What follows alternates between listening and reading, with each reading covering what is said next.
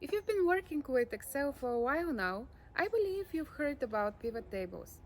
Pivot tables is a unique feature to Excel that allows you to gain data insights for practically seconds.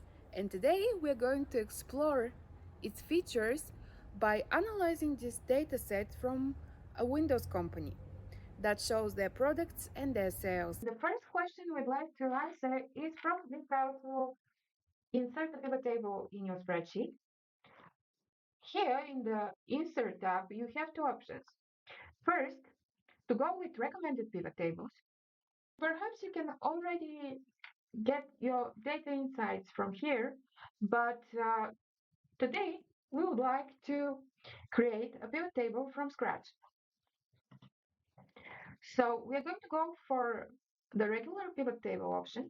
And here from the drop down, you're going to notice that we have two options from table and from range. For now, we are going to go with the range option, and maybe you noticed with the other function, but just by selecting a cell inside your dataset, Excel detects the range of cells you need to include. So we have a blank canvas, and on the right side, we have listed all the headers to our dataset. Set of a pivot table is practically that you can restructure your data so that it can give you certain insights. And for example, in my case, I'd like to make our product types as rows for our new table. The types of glass, I would like to make columns. And as you can see, I can do that just by dragging and dropping these fields uh, to one of these boxes. The last thing I have to decide on is practically what values I would like to be populated in the cells here. And that would be the sum of the number of sold items per each product that has these characteristics of using pivot tables is that you can actually dynamically refresh your data. As you can see, once you have selected any cells in your pivot table, you have activated this pivot table analyze tab. And if you go there, you will be able to easily refresh your data. Right now, as you can see, there is no difference to the data set, but let's make one so we can further exemplify this.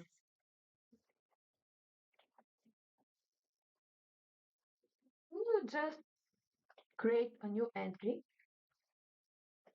and this time the glass value will be black frost. If the refresh button works well, the frost option should appear as a column here in our pivot table. But as you can see, we don't have that. Why is that? Because our data source is a fixed range.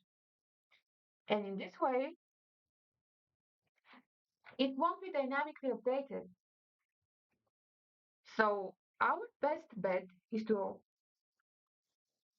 turn our data set into a table. And this way,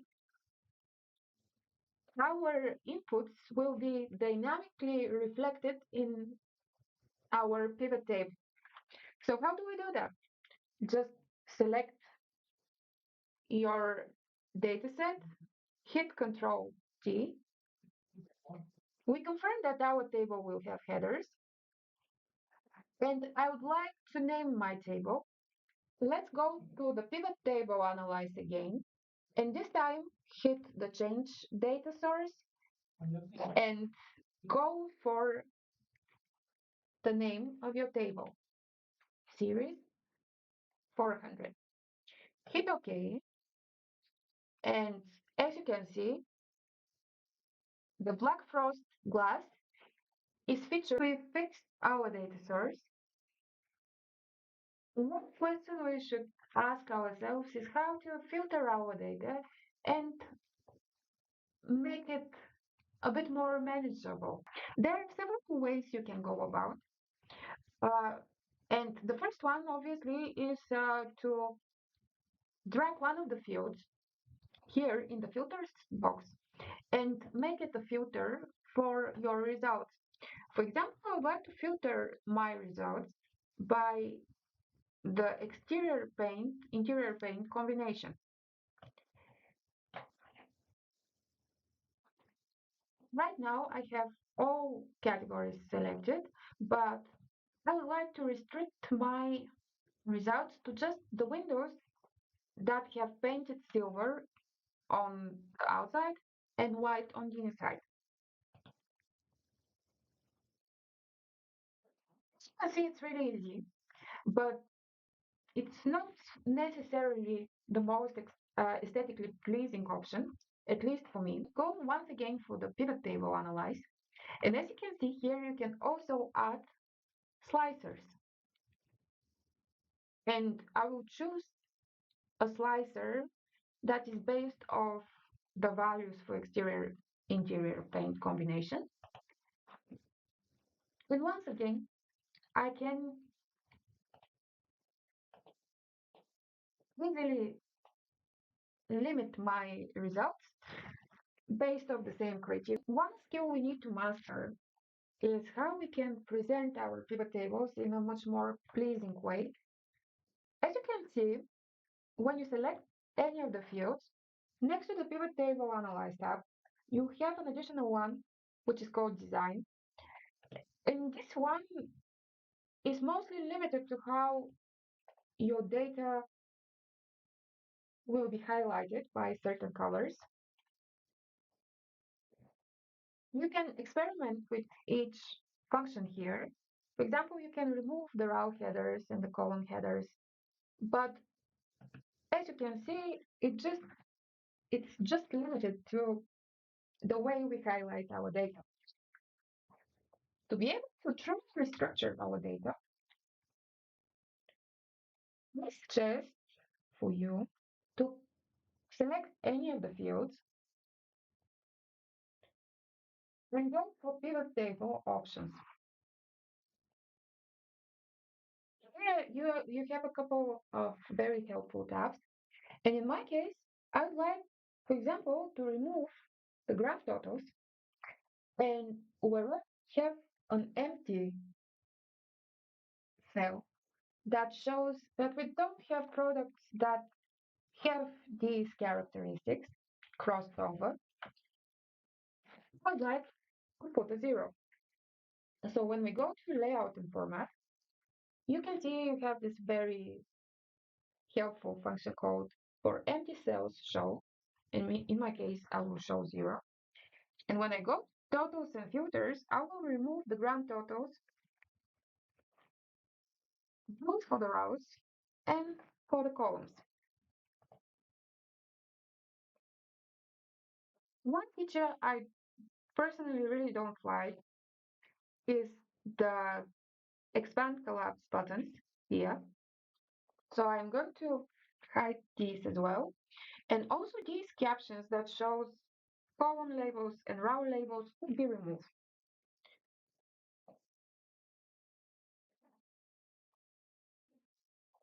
Now our pivot table looks significantly more structured. And one thing I can improve here is to change the name of this field. This to happen, once again, click with the right button and pick the the value field setting. Here you can customize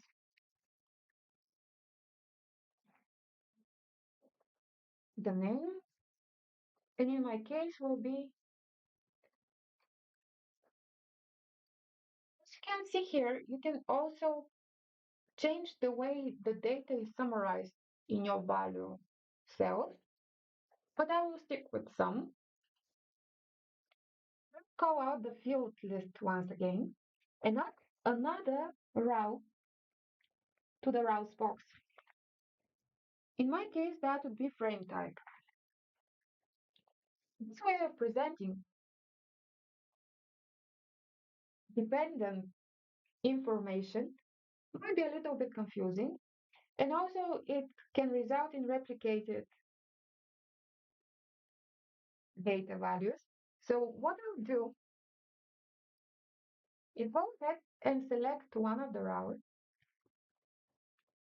and go field settings, layout and print, and instead of the outline form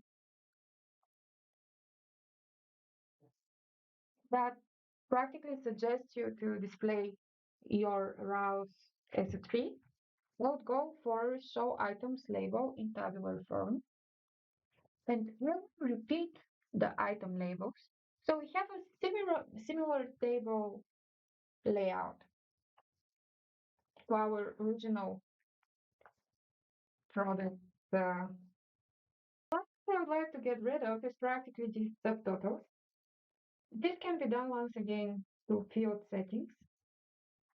And here on the first tab, you have subtotals and filters, automatic. I will go for none. And here we have a much more visually pleasing pivot table. And one thing I would like to add to this design would be to change the style of our slicer. Just go and select your slicer. You can create a custom style. Also, as long as it works, you can pick one that looks similar to the style you've already chosen. And as you can see, our pivot table looks so much better. This was me, Christina, your favorite automation junkie. And if you liked the video, please like and subscribe.